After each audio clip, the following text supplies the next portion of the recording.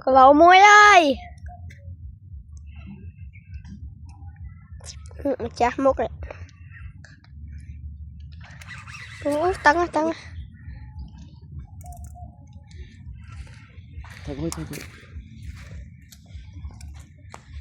Rồi. Đón tuân như vậy cho mà lấy mưa tìm á mưa một tí mưa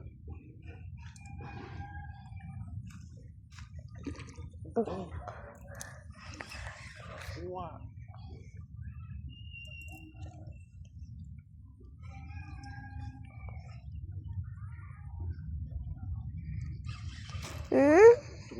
Họ cho lấy. Bây giờ cầm lăng xem vô Bây giờ bị gặp một thấy nó ngoài mấy nhà mua một tiền mất ít bắt đầu.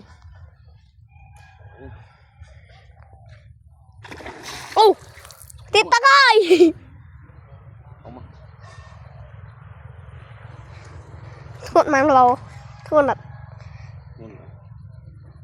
trên bây giờ lệnh một nói chứ nè.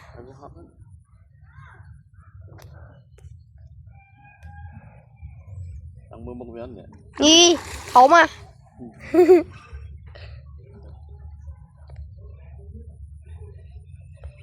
Một xì nha.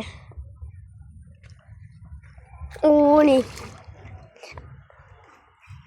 tiên mau về cúc tiên mau về cúc à. Ô phía người thộn đá đó là cái hết tưới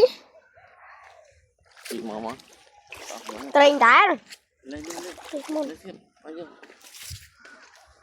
mặc lắm ạ lên kiểu lại bóng pháo luôn mà cái lâu mới không đi mang của bạn đi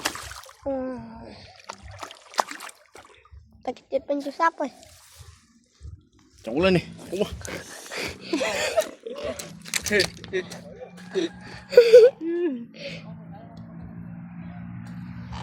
bắt nè hả mang lỗ buồn bắt đây nè